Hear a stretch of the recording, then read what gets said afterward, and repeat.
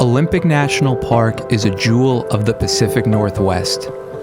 Its lush rainforests, beautiful mountain ranges, and miles of ocean coastline make it a must-see destination for all outdoor lovers and enthusiasts. The park is located on the Olympic Peninsula just west of Seattle, Washington.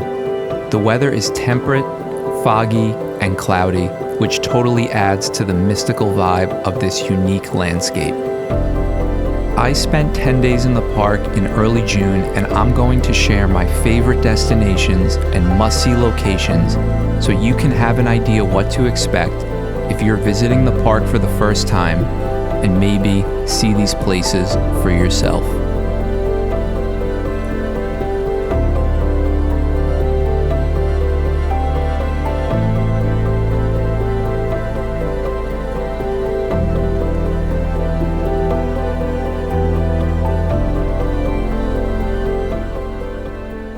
Hurricane Ridge is one of the highest points in the park and has incredible 360-degree views of the Olympic Mountains, offers access to a few trails, and has a visitor center that features a gift shop and a small cafe.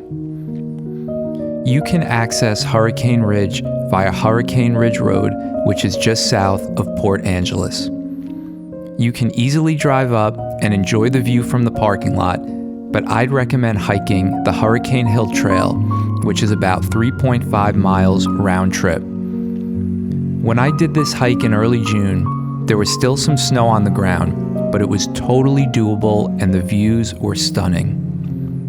The weather changes pretty rapidly, so be sure to dress in layers and be prepared for wind and rain. This location also makes for an ideal place to watch sunrise or sunset. The Hoh Rain Forest is one of the largest temperate rainforests in the United States that gets over 14 feet of rain per year. As you walk through the forest, you'll see old-growth Sitka spruce, western hemlock, and maple trees that create a lush canopy. You will truly feel like you've been transported to another world when walking through this incredible place. I hiked the Hall of Mosses and Spruce Nature Trails, which together are 2 miles of easy, flat hiking. The forest is untouched, and it is amazing to see nature like this. It almost feels enchanted. This is one day where you will want it to rain because it really adds to the mystical vibe of this fascinating forest.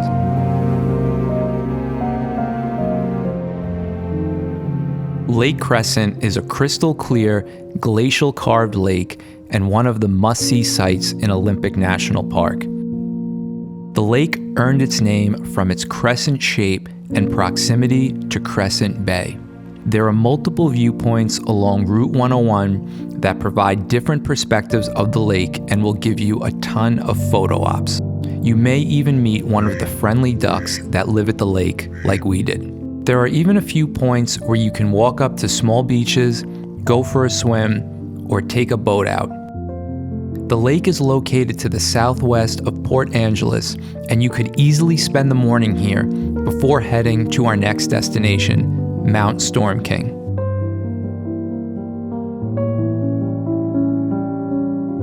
Mount Storm King will provide you with an incredible view of Lake Crescent and was my favorite destination in the park.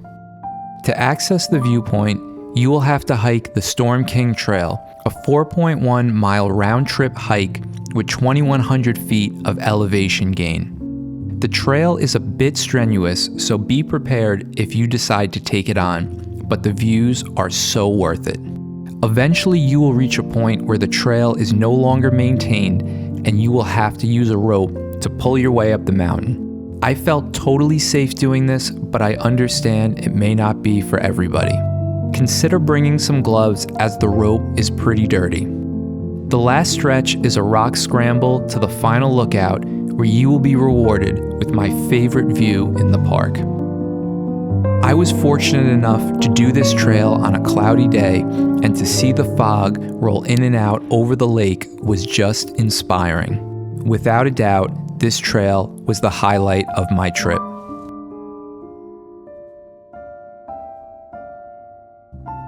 There are numerous beaches along the west coast of Olympic National Park. While I didn't have time to visit them all, I made sure to visit Ruby Beach as it was highly recommended.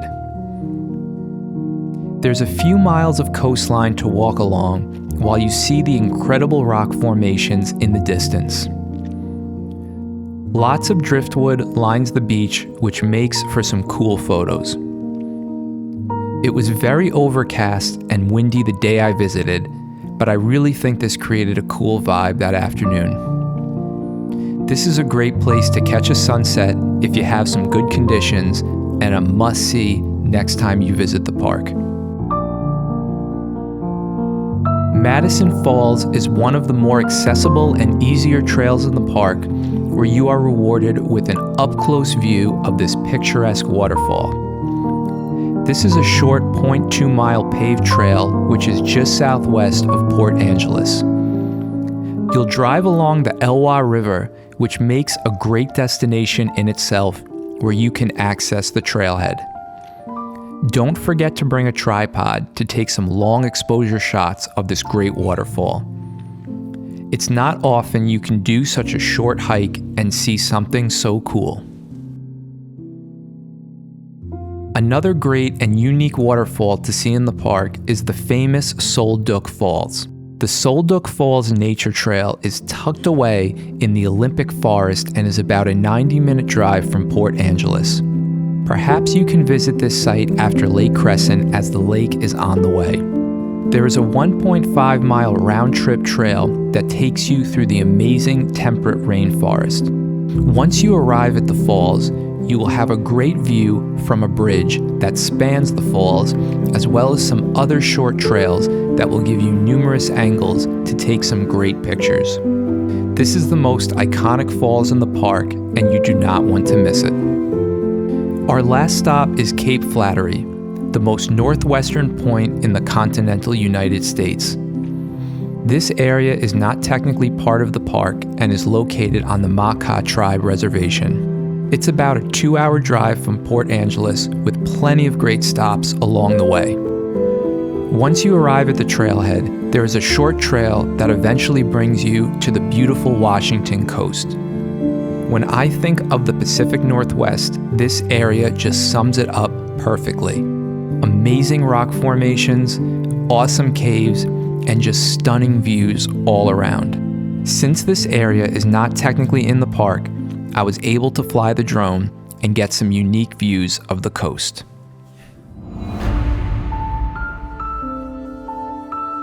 Olympic National Park is a place of beauty, wonder, and enchantment. The sheer diversity of the landscape has something to offer every adventurer and has made this one of my favorite national parks. The park is truly massive, and I'm sure there are a ton of great sights that I missed in my short visit.